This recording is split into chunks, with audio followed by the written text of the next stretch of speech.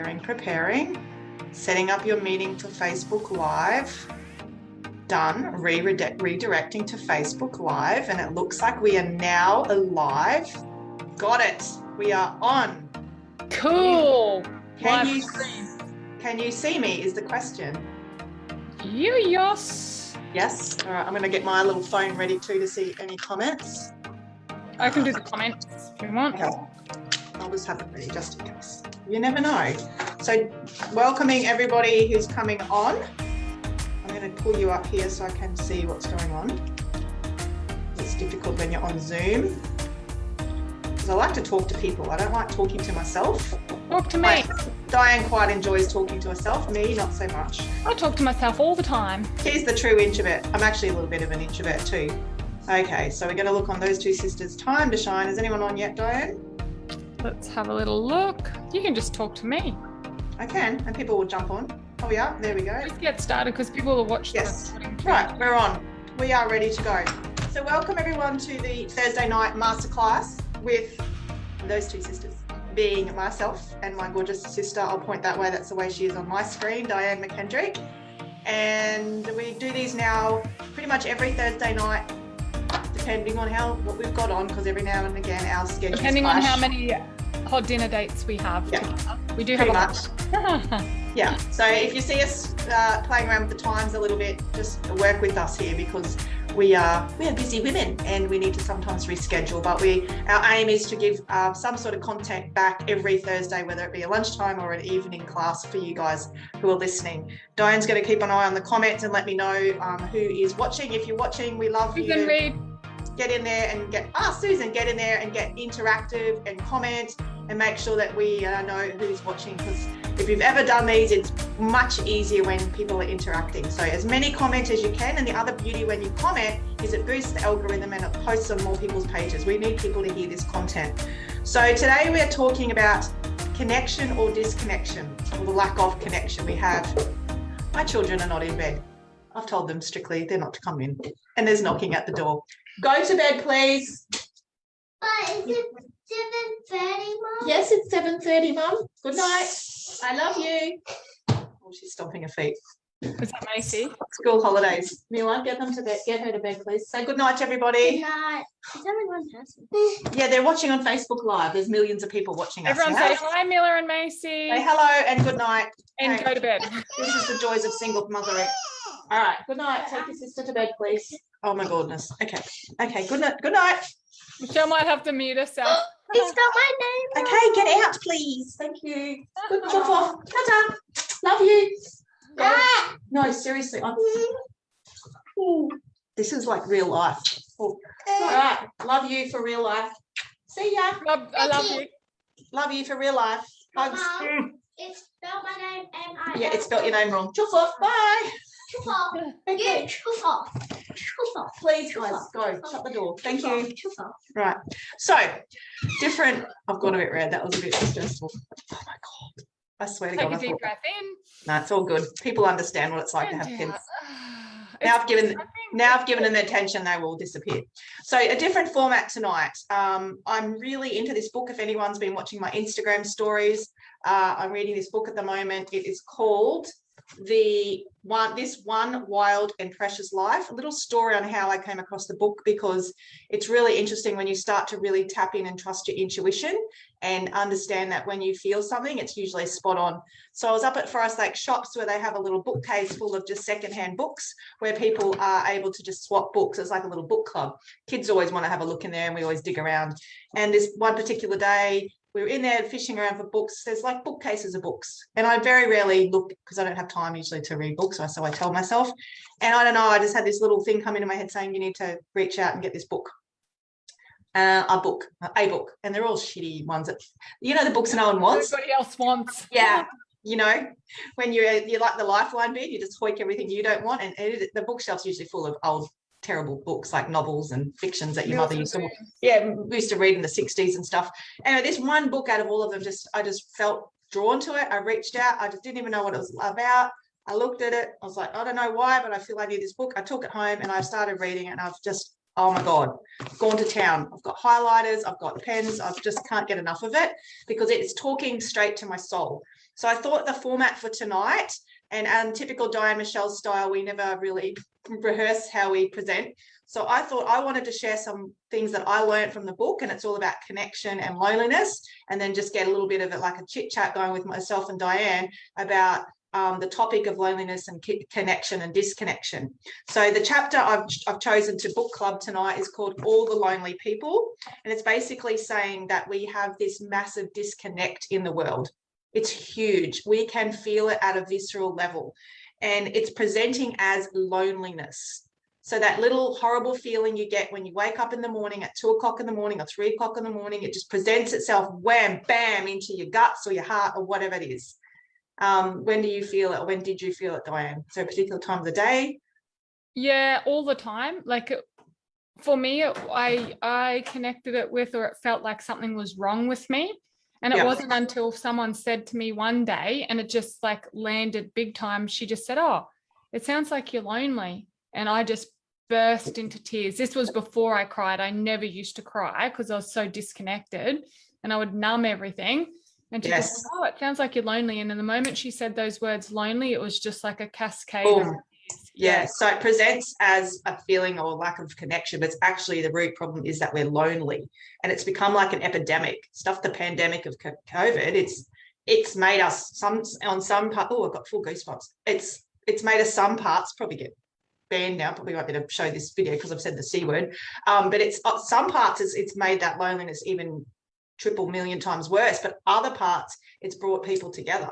So, and I'm going to talk about the numbing that Diane just talked about soon, but this book is telling us that loneliness is actually contagious. So people are 50% more likely to experience loneliness if someone they're directly connected to feels lonely. So take that one in for a moment. So if you're surrounding yourself with other people in the same like vibration of loneliness, you're just going to get more and more lonely. Which is actually a natural thing that happens because like vibration attracts like vibration. So if you're feeling lonely and you look around yourself, you will probably notice that those people that you're tending to spend the most time with, because you're comfortable in that vibration. So that's what you attract. And then often looking back at our parents' generation, because they weren't brought up like we were, and you're spending more than 50% of your time with usually your parents, and if they have been disassociated and lonely and disconnected, then that's the pattern that you learnt from the moment you popped on out. Maybe from the moment you popped on in and you were conceived through loneliness or through... That's a big one. How did you even come into the world? Deeper level, There's an absolute epidemic at the moment. And that's why Diane, it's so funny, Diane and my business, it's boomed during COVID. Because everyone expects, oh, everyone's going backwards in their business. And yes, to some degree, when we have, lockdowns and we have in-person events we love to run, it has affected our business, but it hasn't, if anything, it's done the opposite. It's because people need this type of work. They need what Diane and I are offering.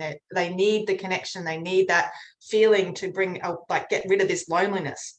So, and I like to give facts with these things. So in 2019, a study rated Australians as the third most socially connected people in the world, yet we're feeling lonely at unprecedented levels.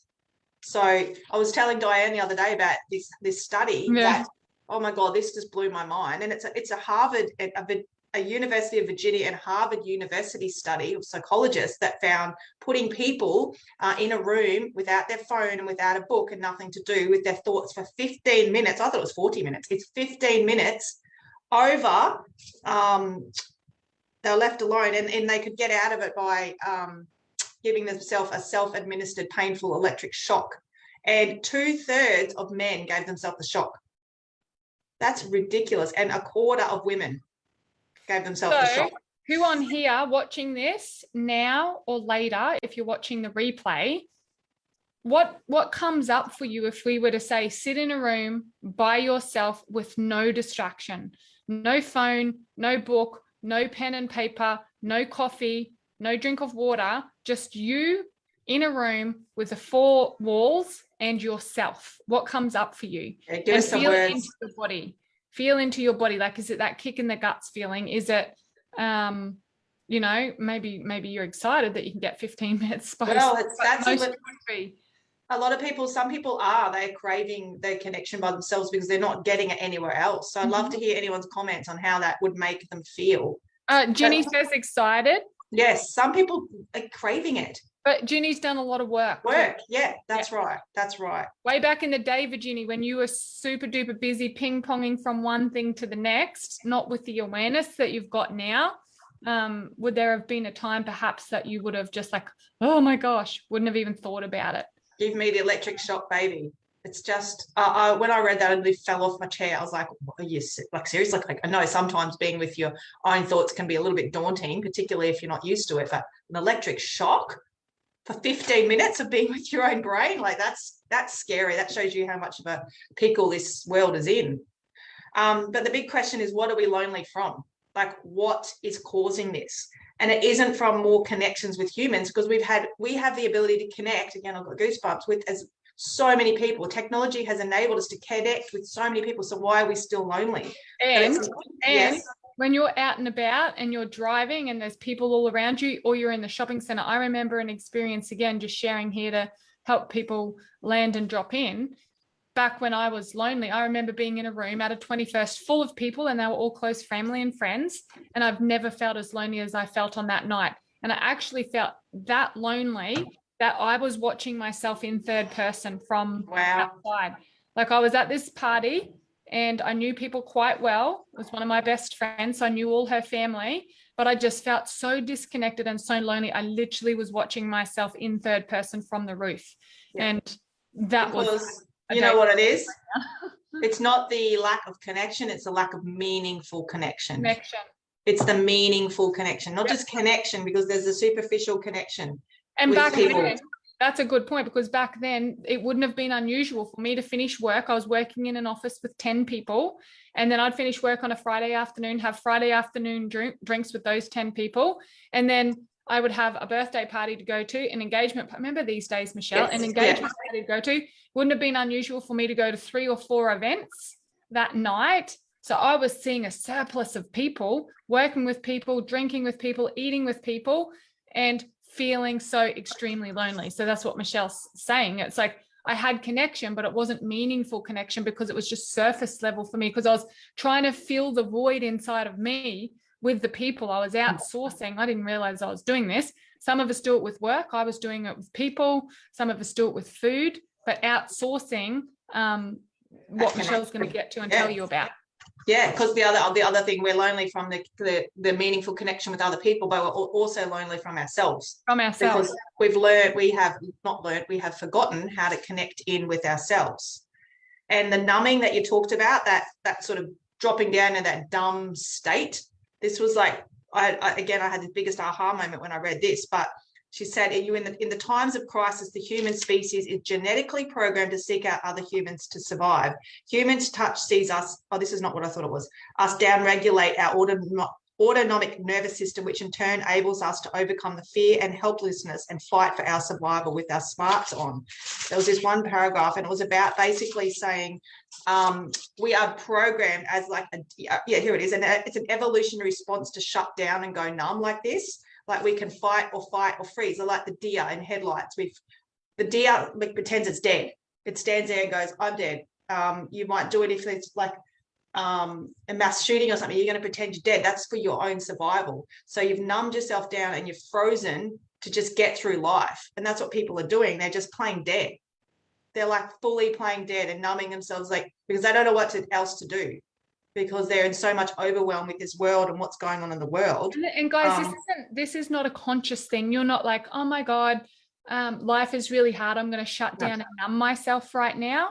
You just feel numb. You don't have any elevated feelings. You don't have really low feelings, or the polar opposite, that you might have really elevated, agitated feelings and then drop down into a deep depression. That's kind of a numbness as well. Any polarity and then any flat line. Flatlining is, exactly. And the beautiful thing is that she talks about this, and she says the Greeks argued that this kind of moral loneliness, so the moral loneliness is a disconnect from basically anything like that we're doing right for ourselves, the moral ethics for our planet. And because it's all too much, we're just numbing ourselves down in its moral loneliness. But that they argue that this kind of moral loneliness led to a state of what she called acedia, A-C-E-D-I-A, which is a state of spiritual apathy or listless sloth. And I was like, oh my God, that is so it. When we What's talk about apathy mean? apathy means like don't care one way or the other. Oh, yeah. No zest for life, not really depressed, just this state of how we talk about being on autopilot. That is a state of what they say is called acedia. It's this sleepy, numb, numb. She's described it as it's the numb, blah, despair that kicks in when our indulgence quashes our ability to care. Flatlining, Jeanette says. Yes, flatlining. Yeah, and she calls it a moral asleepness. And I was like, oh, that is so true. We're just literally asleep. And she realized it was at the root of our disconnect from this one wild and precious life that we've been granted. We're literally going through life asleep and not caring and not just, but it's all out of an ability to survive. A protection mechanism. Mechanism. We don't know it. Like you said, at a conscious level, we don't know that. But that's what we're doing as in an evolutionary sense. So what we're actually doing, we are designed to do. What we're doing as a collective, we are designed to do that, to shut it down, to protect ourselves from out there. Yeah. In actual fact, you're not just protecting yourself from out there, you're cutting yourself off from in here. Yeah. And so this is why this work sometimes can be so challenging, because what Michelle and I are reminding you of and teaching you is going against the way that you've been designed and going against evolution, listening to this book. Yeah. So that's why we have to keep bringing home, lighting up, activating, alive. What's alive in your body right now? Keep bringing you back to the body. And becoming aware of it. And now that you've heard that and you've heard us say it, that will now prompt you next time when you're feeling that blah, that disconnect, that like you call like an itch or just that pang of what's going on. I just don't feel right. Numbness. It is a numbness. It is a moral loneliness where we are just, it's all too much.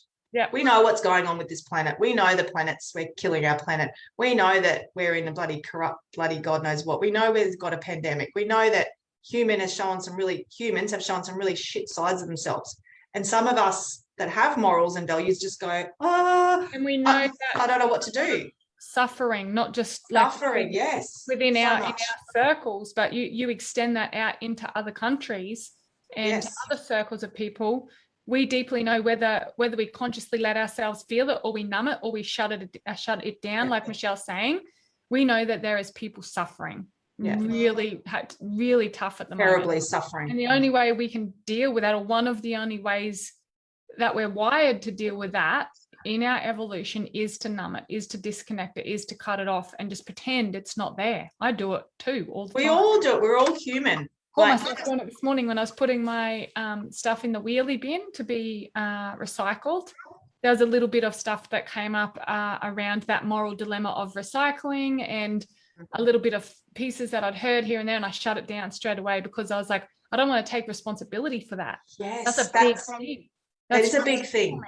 Yeah. That's exactly, and that's why we do it. Like we just turn a blind eye and we pretend it's not happening. Like this book's opened my eyes up to like even the single-use coffee cups. I'm like, oh, and then I started to bag myself. How many times have I used single-use coffee cups? Michelle, what the hell were you thinking?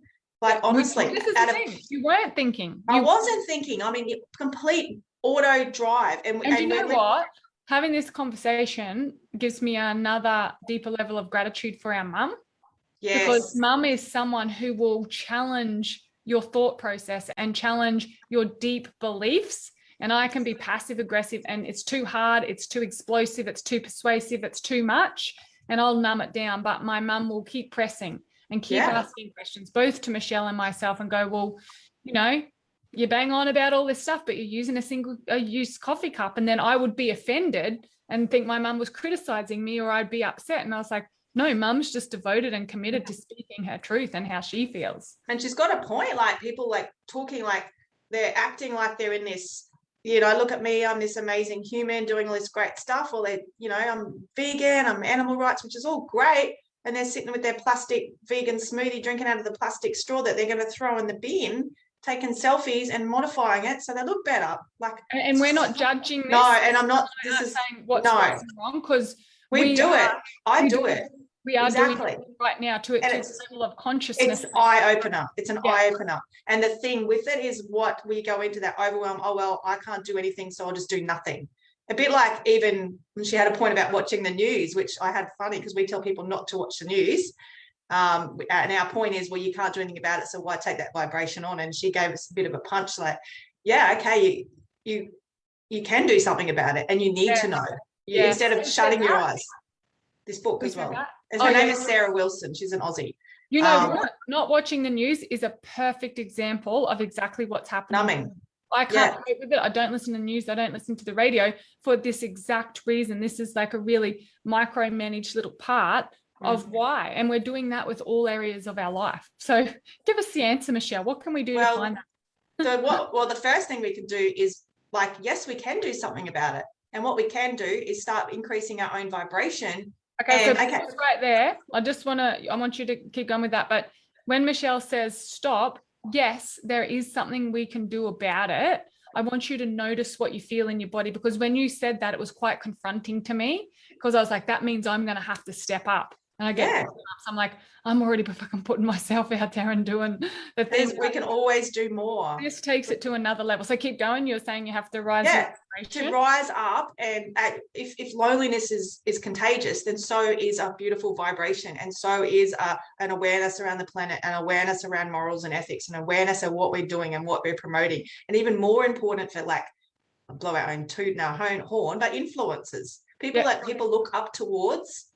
And it's a real art of not being able of accepting and being aware, but not bagging yourself out for everything you've done in the past when you were asleep. And up to this point, I feel like I've been partly asleep too when it comes to a lot of it. I'm like, oh yeah, pretending it's not happening. Of course, there's a hole. It's not going to happen to me. There's a hole in the ozone layer, not going to be my lifetime. But I'm also very aware of it, like with my recycling and using energy, but I could do a hell of a lot more. Yeah. And I think it's part of the human condition. Like, there'll always be something, like, we're not going to be a martyr and have everything sorted. But as the levels of consciousness and vibration awaken and you start to flourish and you start to come up here, the standard of your life and the standard of your devotion and commitment to the universe, to the earth, to yourself, to each other starts to rise with it. So the higher vibrational beings, you're going to notice, are eating different foods, are taking a different stand, are having different conversations, are making different actions in their own little bubble and pocket for it to expand outwards and ripple outwards. Yeah, and we've got to keep talking about it. We've got to keep talking about what's not right in this world. And there is a lot of not what's not right, but there's a lot of what is really good in this world too, because we're having an awakening of this amazing consciousness. You can see it all around, like this, the fact that this is all just mainstream now, that you can buy oracle cards and woolies and you can go and get sage and probably LD, like it's mainstream because we're having an awakening of such. Who's the author of the book? So her name is Sarah Wilson, and she was the lady that wrote the I Quit Sugar book. I was going to say, I feel like I know her name. Yeah, I think she was on MasterChef, and she suffers from, I think it's bipolar, severe anxiety. Her first book was about anxiety, and she's taken to going into nature and hiking to get through her stuff. And I love that she's so real, because I'm going to read this next chapter, which is probably, we got time. Did you know Shannon said she's got this book on her bedside table? Oh my God, Shannon Marsh. Is it? Oh, wow. It's just meant to be. I was meant to pick that book up. It couldn't have been more synchronistic if I even asked for it. It's amazing. And the next chapter that I just want to quickly touch on, and we probably can, this could be like a little bit of a thing, a book club type evening. It's called The Scrolling, The Bloody Scrolling. And some of the points she puts in here, and she doesn't martyr herself. She doesn't say, oh, I'm so perfect. She's like, oh my God. And she says what she's done. And she's basically saying we're blaming technology for all this loneliness, but it's not the technology. The technology just enables us to make these decisions. So we're lonely because of online dating. We're getting fatter, dumber, ruder, sicker, and sadder because we're addicted to our screens. Like, we all know that. Did you know a habit that came up in Mel Taylor's Braveheart webinar when she was helping you, like saying what you're saying in a different way? For me was rush and urgency, obviously, waiting to be attacked, like waiting for someone to attack me. Making things hard and picking up my phone to scroll and checking for work. Like, sometimes I'll notice that I'll just have a bit of spare time and I'll cycle, check Slack, check Facebook, check Instagram to see who needs something. Oh, yeah. To see who I need to get back to. And I was like, oh, this is what we're talking about. That's the numbing. This is exact numbing. So when things get too hard, technology has enabled us to take an easy way out. So she's like, instead of calling, we're texting. Yeah. Who actually picks the phone up? It's the easy option. Yeah. We've stopped listening to our voicemails. Terrible for it. Just because a voicemail to me is a confrontation. So guess what? Boxer yes. has voicemail, but you can 4 time it. Oh, wow, that's crazy. Yeah. So that's what I mean. This is all part of the. It's all enabling us. Yeah. Because we would rather have a back and forward voice message with someone for like half an hour rather than have a 2-minute conversation. Because it's confronting, right? It's so confronting. I can hide behind a safe persona that I get to construct before hitting send. I chuck on a wink emoticon and a double X at the end of a harsh message. I was like, oh, wow. Like, it's so easy. Like, I ignore incoming phone calls if I think they could be a tricky caller. I don't know who they are. I'm like, yeah. And equally, I pretend I didn't see a text message, thus avoiding responding altogether. But I've turned off my default settings so people can't actually see I've read it. I was like, holy shit. I know not to go posting messages on social media immediately after ignoring a text. Like, this is all like 2020 problems, isn't it? I've disabled the settings that allow people to know when I'm online and active on various apps.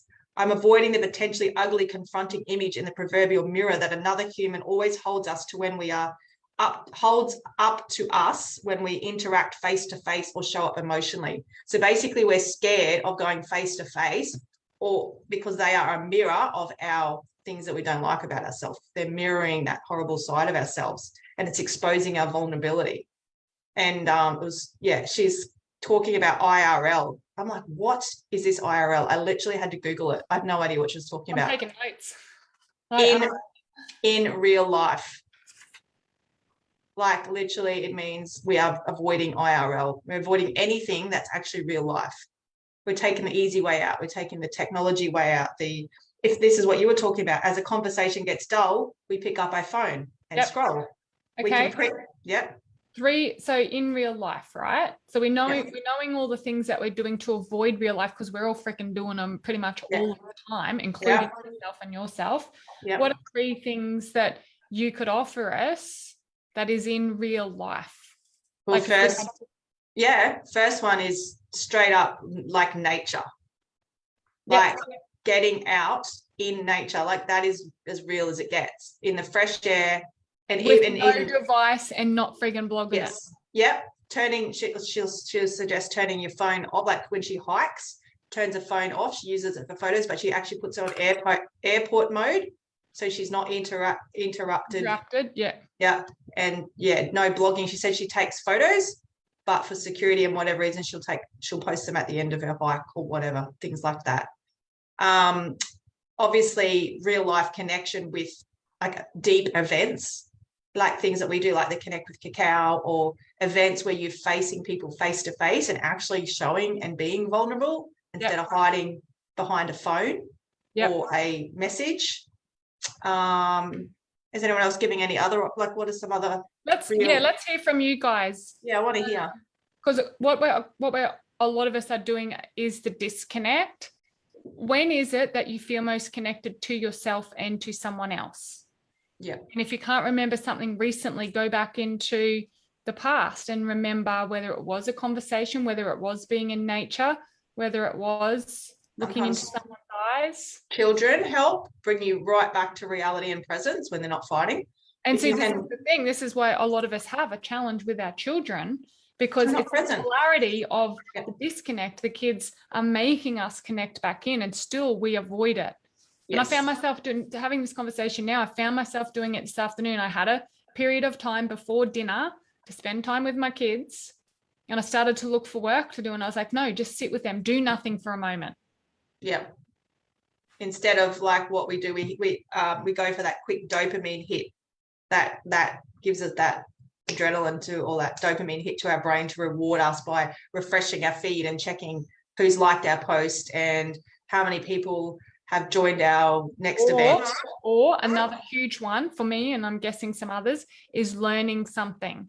Like if I need a dopamine hit, I'll open up the webinar that I missed out on last night, because it's going to do make me you? feel valued and worthy, because Yeah. growth is one of my highest values if I can do that. But what we're saying now is it would be even more powerful not to learn the information or to jump on there for a dopamine hit, but go and stand on the grass, or go and spend some time with my kids, or go and sit there and not be and do anything, not think anything, just be with your own thoughts. It's making so much sense, Michelle, why our business has boomed, because unknowingly, this is where the place we've been bringing people, ourselves and people, back to.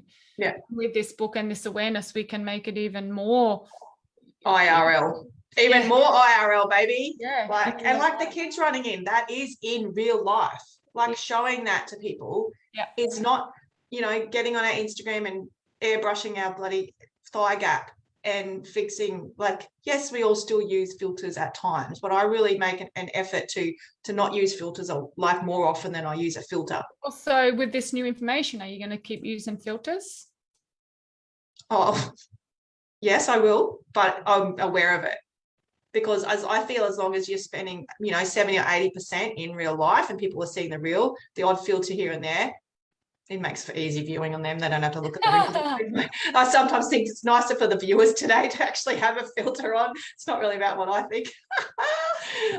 Because I go through that too. Every time I put a filter, I'm like, I mean, if you can filter. It's literally gone through my head. Look, the viewers deserve a filter today. Yeah. But generally, just to mix it up too, because again, we have the attention span of a bloody snail.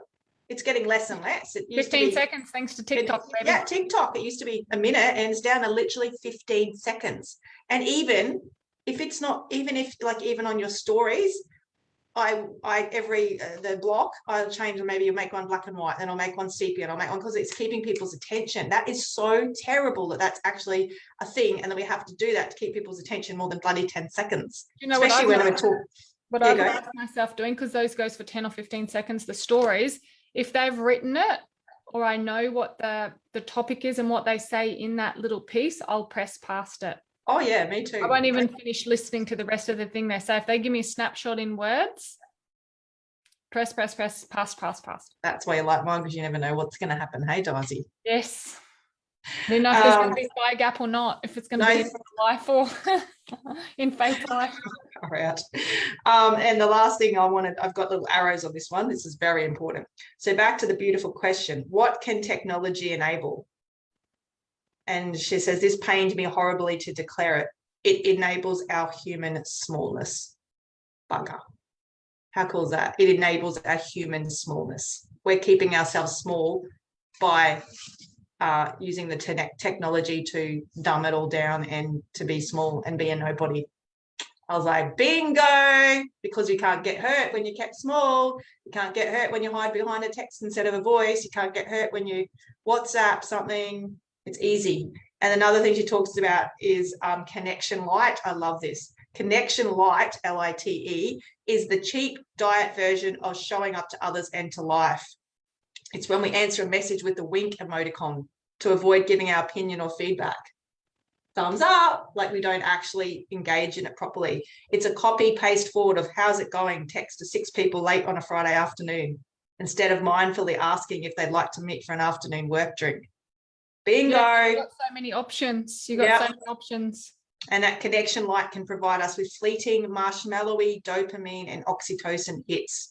And it leaves us wanting for a full, real thing, full fat life. So what we got it here, and I'll probably end it. There's heaps more I'd love to talk about, but basically let's aim for the full fat connection, the full, deep, vulnerable, not hiding connection, the real, the ugly, the awkward conversations, I feel sick in the guts because I got to talk to someone about this. And when we go to text them, our invite to you guys is to pick up the phone and decide on the full fat version versus the connection light or the light diet version. Because the diet version it's like a diet. It's going to make you want more. It's going to, like a diet, it's going to make you just feel empty and want more of what you can't have. So cool. Oh, blows my mind. What do you think about that? Full fat conversation. Full fat Yes. connection. Full fat connection. Yes. I'm going to read this last quote and then we're going to finish up. So modern life has enabled our depressing sloth, which is that acedia I talked about, that being asleep. We are so fat on our individualism, materialism, and vanity, we've fallen asleep intellectually, morally, and spiritually. Oh my God. So cool. So cool. It's very confronting, isn't it? Very confronting because you know that you're doing it. We're all doing it. All of us are doing it on some level. It's known as the human condition because we are human. Yeah. And so hopefully this little chat will basically shine a light on it more. And if it's confronting, then that's good because that's what it's meant to be, because I'm having full fat conversations. And yeah, baby, like, well, you can dive in the deep end if you want, but your central nervous system will go into overdrive. But baby steps, I think the first key is awareness, having this conversation and becoming aware of it in yourself, and then being able to share that with the people around you, anybody else that's watched this, have these conversations and hold it and create a safe space to have full fat conversations instead of the text message, instead of the email, and hold each other accountable to that deeper connection. Yeah, definitely. I'm going to share another thing that I find when I asked, you know, in real life, something that keeps me in real life, and I think it's why I enjoy it, is doing a workout and moving. Oh, yes. Like, you know, it's nice to look good and it's nice to feel fit. But when I scrape it all back, because it's something in my life I've been so consistent with, when I can feel a little bit of, or a lot of, or any sort of sensation in my body, it brings me into my body.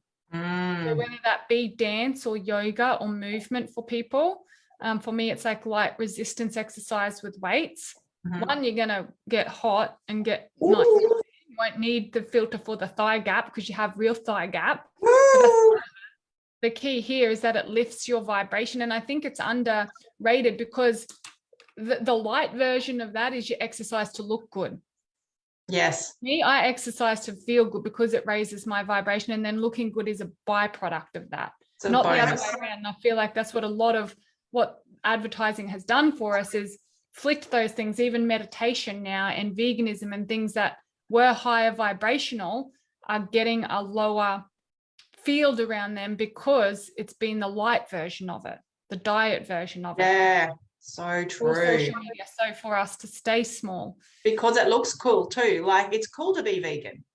And I love vegan food and I love what they stand for. But I think some people are doing it maybe for the wrong reason. Maybe. I don't know. That's probably a little bit of polarizing comment. That's for everybody to answer individually on their own, because there'd be some things that both you and I are doing consciously or subconsciously because of the image that it portrays. Yeah, and that's what I'm here to talk about, is like a lot of what we're doing now in the technology world, or because of social media, or the disconnect, is creating an image that's further away to our spirit and our soul. Yeah, but sometimes it takes more guts to say, you know what, I'm not a vegan, or I'm not that gluten-free or whatever. I do like to have a little bit of meat. Like, that's out of the ordinary these days. But it takes more courage to stand up and say that, you know, because I always find myself adding to it and trying to justify it. You've just had a big experience of that, which we probably won't talk about, but haven't you had to sort of stand up for yourself? And everybody was doing one thing, and Michelle and one other person, minority. Yeah, but then you're justifying yourself. Like, I'm saying, oh yeah, I eat something. Oh, but it's always free range and it's organic, and it's like, but why do I even need to justify that? Like, why do you even need to say whether we eat what we eat anyway? It's irrelevant to anybody else. As long as it feels right within you and you know why you're doing it, then so be it. You do it. So, because I think food is another way that we've been numbing ourselves. Not even just like the emotional eating, but the terms of the chemicals that the food that we're eating, and being so disconnected from our body. An invitation to you in raising our vibration, which is what Michelle's talking about, is, you know, the movement, what I said before, but simply listen to your body after you eat something. It will tell you loud and clear, but most of us are so disconnected, and we're from the shoulders up, that we're not feeling the pain in our gut. It's got to be really bad before we feel it. Then we're going to the doctor to get it fixed. Whereas if you were just like, what did I eat? Oh, I just drank a glass of milk. And then you're running to the toilet, which is what happened to me. I did it for years. I just thought it was what happened to everyone. I actually didn't think about it. I was asleep. And now if I eat something and my belly bloats, I catch it straight away and go, whatever that was, I don't need to know the reason. It doesn't feel good for my body. So the invitation for you as you're going through this is whenever you eat anything, just tune into your body. It will tell you how it feels, and that will raise your vibration. Rice crackers was a big one for me. Rice crackers with peanut butter. I thought that would be so healthy. But every afternoon about 4 o'clock, I'm just getting this stitch and this pain. And then I realized I think that's what it was. Wow. Isn't it? It's months to bloody well work it out. I just put up with the pain. And it's just so funny, the timing of all this and what we're talking about now. We didn't plan to talk about this. I numbed myself because it was on my food plan. Someone else told me to do it to get that. Yes. So I numbed myself because I was listening to someone external to me. When I finally took it on the inside and was like, that's how it feels. So I want you to all do that. And you keep going, Michelle. Sorry, I cut you off. I was just going to say the timing of this is I interviewed Dana Williams on the podcast last week, and the timing was like bizarre. Again, the synchronicity around the whole thing and she was talking exactly about this, like listening to your body and eating to feel well and help and be well and wealthy. Oh, is that funny? I said wealthy. That's true, right? Yeah, healthy and wealthy, and feeding your body like with food that's going to be like a medicine. Mm-hmm. And not listening to the masses, and not just taking a Panadol side of some pain, and actually going within and taking off the layers and going, why is my body in pain? Why is it telling me this? There's a reason. And it's not just so to take a Panadol or like with stuff, creams or tablets or whatever, it masks the problem. Again, it's numbing. We're back to numbing again. Oh my God. So go listen to Michelle's podcast, Soul Stories, and it's with Dana. Yeah, the last one, Dana, Soul Stories podcast with Michelle Ann, and Dana Williams is the last interview. So yes, well, we have gone a little bit over time, and I thought that was a very interesting conversation. I mean, there's so much more coming through for me, even chatting to you about this. I'm like, well, where does, when you said health and it came out as wealth, I was like, a lot of people out there want more money in their life, want to invite in wealth in terms of finances, and they seem to be hitting their head up against a brick wall. And it's because, once again, they're externally going on outside of themselves to build the wealth. Whereas if we go in and you raise your vibration, then that's been my experience. The more connected I become to myself, the more of the essence I am from my core that comes out, the more money that presents itself and shares itself and brings itself to me. Yeah. So wealth is on the inside, and we keep looking outside. Everything is on the inside, and we keep looking on the outside. So it's right there. It's been there all along. We just have turned our minds away from it because of, for whatever reason, overwhelm, frustration, scarcity, whatever it may be for you. We've turned our minds away, but we've got to turn the collective energy. Yes, the collective energy, the world and what's going on out there is affecting us, and we need to turn back inside. And I feel like, sort of in closing, that brings us to every single person on here watching this now or later, #replay if you're watching it later. I'm going to put this on my podcast too, just so you know. You now have a responsibility. You cannot unhear what you just heard, Michelle and myself included. You now have a responsibility, and you have some decisions to make, and you have some conversations to have with yourself and with others. Real life, true conversations that are icky and murky and uncomfortable and kick in the guts kind of feeling. And full fat conversations. You got some changes to make around how you're moving your body and what you're doing with your body. You got some changes to make around what you're putting on and in and around your body. You've got some changes to make in the takeaway coffee that you pick up every day. And I want to hold you accountable to that, as well as myself. Like, this is how the world changed. This is how your life changed. This is how your health changed. This is how the loneliness, that piece of so many people come to us because they feel lost, disconnected, lonely. This is how we change it. And then it is contagious. So as we are devoted to this and stay committed to it, Michelle and myself individually, me first and her by herself, and then we come together, and then Susan jumps on board and Ginny's there. I think Roger's watching this, and who else is there? Shannon's on. All the people that are listening, all the people that are working with us, and then you take it into your pockets. You now have this information, and you have a responsibility. I'll get pretty serious about this shit. Yeah, you do. And teach it to your kids. I've already had some pretty serious conversations with my kids since reading that book. about what's happening to this world and what we can do as a collective family to change it in our own little way. So Get them understanding. What did you come up with? We just talked about little things about you understand where the electricity comes from.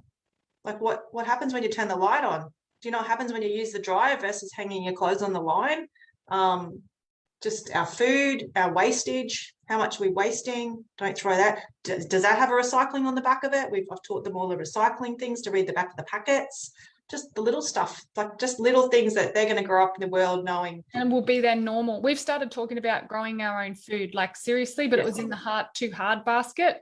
But in real life, you eat real food. And real food, even the sweet potatoes and the fruit that comes from Woolies is not real. It is. Gus watched a documentary that I didn't end up watching because I was like, I couldn't cope with it. But all our food is sprayed with toxic chemicals. If you're spraying a chemical on fruit or vegetables and it's not dying, it's soaking it up and then we are eating it. And you wonder why everyone's so sick and unhealthy in this world because of that. So if you're ever looking for good chemical-free vegetables, jump onto www.sprayfreepharmacy.com with an F for pharmacy, like as in the farm. It's all locally produced, locally sourced produce with no chemicals. I don't use sprays and I just love it. It's so fresh. It lasts for ages because it's so fresh. And I'm a pickup point here at Forest Lake, but you can order online and I just love it. It's supporting local business. That's another thing you can do. Support local business and local families to help, collectively raise the vibration of this place, this planet. It's our job. It's our mission. Let's do it. It is our mission. So, and I mean, ultimately, that's what we were doing for ourselves and others before we realized that we were doing it. Yeah. And then it's just got words around it and feeling in a different sense. So, devoted to it. We've all got a responsibility now to move forward. It's contagious. We can do it together. If you're watching this and you're not working with us yet, but some of this has really resonated with you because we do too much to say here on a video. Like we run retreats, we run workshops, but ultimately we help bring people home to have these conversations with themselves first of all. And that's you took the words out of my mouth. Exactly what I was about to say. We bring people home to themselves. Yeah. And then the rest follows. So if you're keen for this way of life, and like I said, it's too much to say, but we work with people sort of without people realizing, and Susan, you're on here, Ginny's on here, you'll all know that you started to move differently when you worked with us. You started to eat differently and it wasn't hard. It wasn't a diet. It wasn't a quick fix or a thing they're doing. You're just slowly evolving into eating a different way because you saw what we ate at the retreats, or you see how much energy we've got, or, so it's these small little things that we're doing on autopilot that Michelle and I have changed and doing differently. And now a lot of the other community are doing differently that you'll just go, oh, I'll try that on. That feels good. And then it becomes your new normal. And then so movement of the body, the way that you eat, what you're putting on and in and around your skin in terms of like deodorant. I just had all my amalgam, however you say that word, fillings removed because that's all toxic in your mouth. So it's just like little pieces of a whole much bigger lifestyle that we drip feed to you in the most epic way. Yeah, there you go. That's the word. I was like, what is the word? Loving. Yeah, feel into that. Loving and epic. If it's a full body yes from you, please just reach out, drop in the chat or the chat, whatever. Full body yes, just say that. One of us will contact body yes, you. and we can just reach out to us. We've got so much to offer people. We just want to get this out to as many people as we can. So yes. And I'm going to get this on our podcast too, so people can listen to it because it was too much gold nuggets not to share it more wide. Too many nuggets. Now, I'm not going to sleep all night because I'm going to be questioning every single thing I've done made in my life. And there's probably some awkward conversations I need to have with myself and really me too. Take responsibility. No, me too. Makes you think twice. And what? I know we're over time. But I think that's part of the reason one of the reasons I adore Gus so much, because he's very solid in his belief in terms of, I just was listening to him at camping the other day and I was like, as hard as it gets, you're just still really committed to the environment and still really committed to the truth of that. Even when I kind of would push it down or when I would numb it because it was too much or it was too hard, he may not say the words, but he still has the feeling that he just cares so much about it. I was like, what a man. I'm so lucky. What a man. I love it. And now So I need beautiful. to step up. She's gone red. Oh, I did blush a bit. It's gone a bit blushed. So yes, so follow along at home. Go check out our website, www.those2sisters.com. It's got all the information you need. And the name of the book, if you're chasing it again and you didn't catch it, it is called This One Wild and Precious Life by Sarah Wilson. So go out and get yourself a copy, because you're not getting mine, because it's my Bible. Thank you for listening. No, no, really appreciate it. So we're going to head off. I can hear my children still not in bed. Mental note, put them to bed before meetings. I was trying to be like cool mum, school holidays, you know, let them have a little bit of a... Just let it be in real life. I let it be in real life. I'll tell you what real life is going to be, me walking out and going, get out of bed. That's real life. Okay, here's the thing. Next, I'm all about accountability and action, right? Inspired action. The next 6 steps that you make, the next 6 decisions, because I'm already starting to think what I need to do when I get off this call. And the first thing was reply and listen on 4 times to a couple of Voxer messages that have come through. What's a really poignant, is that even a word? Potent question that we can ask ourselves to catch ourselves in that habit, to catch ourselves when you go in there and yell at the kids, like, is this in alignment with my real life now, with this devotion to raising the vibration? What's a question we can ask ourselves so we can hold ourselves accountable, and everyone watching can as well? Because it's these autopilot shit things, these things that we've got to change, right? You just want to go in there and be like, right, go to bed, and I want to finish off my night by replying to everybody, but that's got me here. And I'm still half a bloody sleep, quite clearly after listening to all that. And I'm like, I'm ready to wake. What can we do? Basically, what am I in my truth and presence, really? Because truth and presence wouldn't get you doing messaging. Truth and presence would spend time with the children in a nice way. Okay, so am I in my truth and presence? And what would your answer be with the kids with that? Go and play with them and put them to bed and sing to them and shit? Yeah, be actually sitting like gratitude for the ability to have kids. So it's the gratitude really around it, which I've been doing a lot more on this school holidays, which has changed. You've seen how Mila's different. It's because I've been just being more present with them. And I saw her today. She's like a different child. Yeah, just being really grateful. And this, like, even before coming on here, one part of me wanted to rush out and prep for this.